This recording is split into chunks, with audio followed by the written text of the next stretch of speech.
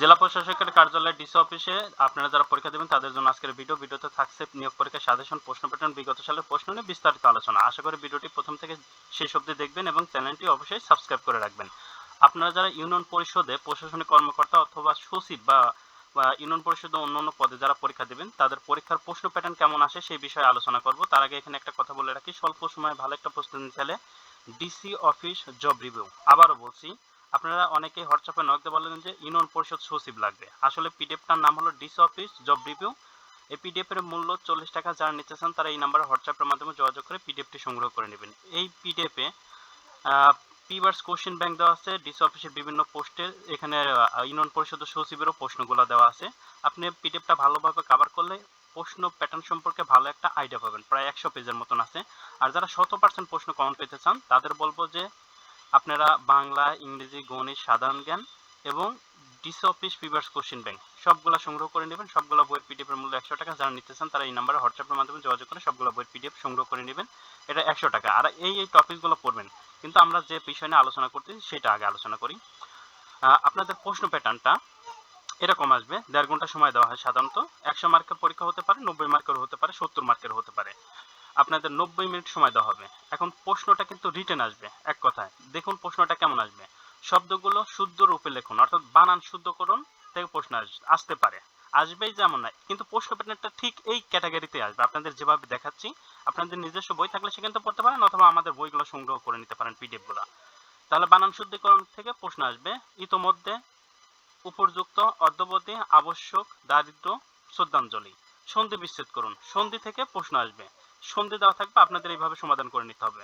রচয়িতার নাম লিখুন, অর্থাৎ কিছু সাহিত্য থেকে প্রশ্ন আসবে। যেমন কিছু লেখকের সাহিত্যের নাম দেওয়া থাকবে, সেখান থেকে প্রশ্নগুলোর অ্যান্সার করতে হবে। এক কথায় প্রকাশ করুন, এক কথায় প্রকাশ থেকে প্রশ্ন আসবে। ভাব সম্প্রসারণ করুন, আপনাদের ভাব সম্প্রসারণও থাকতে পারে অথবা চিঠি থাকতে, মানে যেটা অ্যাপ্লিকেশন লেটার, আবেদনপত্র। আবেদনপত্র যেমন 5 দিনের ছুটি চেয়ে একটা আবেদন লিখুন, অথবা ডিসি বরাবর সাহায্য চেয়ে আবেদন লিখুন। এরকম প্রশ্ন থাকবে। নয় ভাব সম্প্রসারণ, নয় ওইটার যে কোনো একটা থাকতে পারে। এরপর আসি বাগধারা অর্থসহ বাক্য রচনা করুন, মানে বাগধারা থেকে প্রশ্ন আসবে। আপনি কিন্তু প্রশ্ন প্যাটার্নটা ঠিক এই ক্যাটাগরি থাকবে। এই প্রশ্নই যে থাকবে তা না। যেমন এখানে লেখা আছে জাকের কই, এখানে জাকের কই না দিয়ে অন্য কোনো শব্দ দিয়ে দিতে পারে। শরতের শিশির, এখানে শরতের শিশির থাকবে এমন না, কিন্তু বাগধারা থেকে প্রশ্ন আসবে। আপনাকে ডিটেলস পড়ে যাওয়াই উচিত হবে। আপনাদের কাছে বই থাকলে ডিটেলস পড়ে যেতে পারেন, অথবা আমাদের সবগুলা বই থেকে ডিটেলস পড়ে গেলেই হবে। ইউজ দ্য অ্যাপ্রোপ্রিয়েট প্রিপোজিশন, সঠিক প্রিপোজিশন থেকে প্রশ্ন আসবে। এরকম সেন্টেন্স দেওয়া থাকবে, মাঝখানে গ্যাপ থাকবে, ওই গ্যাপে শুধুমাত্র প্রিপোজিশনগুলো পড়ে বসাইতে হবে। Write the paragraph any of the following, মানে আপনাকে প্যারাগ্রাফ লেখা থেকে প্রশ্ন আসতে পারে। সেটা প্যারাগ্রাফ থেকে আসতেও পারে, নাও পারে। প্যারাগ্রাফ সব জায়গায় আসে না। তবে আপনাদের যদি বাংলায় আবেদনপত্র না থাকে, ইংরেজিতে কিন্তু আবেদনপত্র থাকতে পারে। দুইটার যে কোনো এক সাইডে থাকতে পারে। চেঞ্জ দ্য সেন্টেন্স ডাইরেক্টলি, মানে আপনার চেঞ্জিং সেন্টেন্স, যেমন অ্যাক্টিভ প্যাসিভ, অর্থাৎ আপনাদের অ্যাক্টিভ প্যাসিভ নেগেটিভ এই ফ্রেজগুলো থাকতে পারে। তারপরে সিম্পল কমপ্লেক্স কম্পাউন্ড, এইগুলো মানে চেঞ্জিং সেন্টেন্সের যে টপিকগুলো থাকে সেখান থেকে প্রশ্ন আসতে পারে। Change the following number, singular number থেকে প্লুরাল, প্লুরাল থেকে সিঙ্গুলার, নাম্বার চেঞ্জিং বা জেন্ডার চেঞ্জিং থেকে প্রশ্ন আসতে পারে। Write the meaning of the following word, অর্থাৎ আইডিয়াম ফ্রেজ থেকে প্রশ্ন আসবেই। আইডিয়াম ফ্রেজ এবং ট্রান্সলেশন, এটা থেকে প্রশ্ন আপনাদের আসবেই। এরপর আসি গণিতের জন্য। একজন দোকানি ওই মূল্যের দুইটা জামা বিক্রয় করে একই জামা তিনি 10% লাভ করেন এবং অন্যটির পর 10% লোকসান করে, তার শতকরা লাভ বা ক্ষতি হলো। মানে একজন দোকানদার দুইটা জামা বিক্রি করছে, একটার পর 10% লাভ করছে, অন্যর পর 10% ক্ষতি করছে। তাহলে তার অল এভারেজ কত পার্সেন্ট লাভ বা ক্ষতি হয়েছে আপনি ক্যালকুলেশন করলে 1% আসবে। 40 কিলোলিটার দ্রবণ পানীয় চিনির অনুপাত 8:1। ওই দ্রবণে কি পরিমাণ চিনি মিশ্রিত করলে পানীয় চিনির অনুপাত 80:19 হবে। মানে আপনাদের একটা গোছানো প্রশ্ন। এই প্রশ্নটা আমরা ক্যালকুলেশন করলে 4 কিলোগ্রাম হবে। এরপরে 3/x প্লাস 4/x প্লাস 1 = 2 হলে x এর মান কত? এটা আমরা ক্যালকুলেশন করলে আমাদের উত্তর আসবে, একটা আসবে 3 আর একটা আসবে -1/3। একটি কলম একটি বইয়ের মোট দামের 95 টাকা। কলমটির দাম 15 টাকা বেশি ও বইটির দাম 14 টাকা কম হলে কলমটি বইয়ের দামের দ্বিগুণ হতো। একটি কলমের দাম কত? আমরা ক্যালকুলেশন করলে কলমের দাম আসবে 49 টাকা এবং বইয়ের দাম আসবে 46 টাকা। একটি আয়তাকার গড়ের দৈর্ঘ্য বিস্তারের দ্বিগুণ, এর ক্ষেত্রফল 512 বর্গমিটার হলে পরিসীমা কত? এটা আমাদের ক্যালকুলেশন করলে উত্তর আসবে 96। নিম্নলিখিত প্রশ্নগুলো উত্তর দিন, মানে সাধারণ জ্ঞান এটা।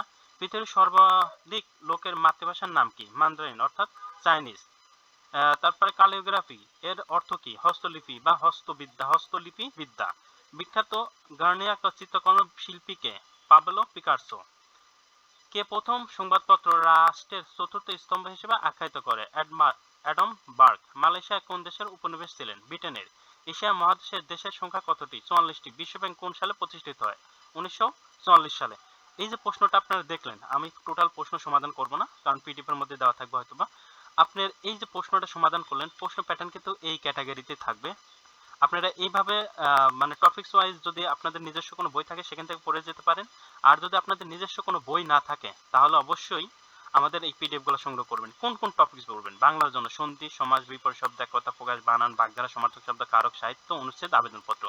এই টপিকস গুলো পড়লে 100% আপনি প্রশ্ন কমন পাবেন। বাংলার জন্য আপনি যে কোনো বই থেকে পড়তে পারেন, আবার আমাদের পিডিএফ গুলো থেকেও পড়ে নিতে পারেন। ইংরেজির জন্য item, phrase, voice, gender, number, narration, changing sentence, translation, preposition, article, right form of verb, paragraph, application. এই যে 8টা টপিকস, এই 8টা টপিক যদি আপনার যে কোনো ইংরেজি বই থেকে পড়ে যান, 100% প্রশ্ন কমন পাবেন। সেটা আমাদের ইংরেজি পিডিএফ থেকেও পড়ে নিতে পারেন। গণিতের জন্য নবম শ্রেণীর গণিত এবং অষ্টম শ্রেণীর গণিত এ টু জেড শেষ করে যাবেন। প্রশ্ন যেভাবে আসুক না কেন আপনি কমন পাবেন। পাটিগণিত এবং বীজগণিত। যদি আপনারা কোনো বই না থাকে আমাদের গণিত পিডিএফটা নিতে পারেন। সাধারণ জ্ঞানের ক্ষেত্রে আপনাদের নিজ জেলার সম্পর্কিত একটু জেনে যেতে হবে। যেমন আপনাদের নিজ জেলা কত সালে প্রতিষ্ঠিত, এটা আমাদের পিডিএফ এ কিন্তু দেওয়া নেই। নিজ জেলা কত সালে প্রতিষ্ঠিত, নিজ জেলা বিখ্যাত ব্যক্তি কারা কারা, নিজ জেলা বিখ্যাত ব্যক্তি মানে সাহিত্যিক কারা কারা আছে, তাদের জীবনী একটু দেখে যাবেন। কোথায় থেকে দেখে যাবেন?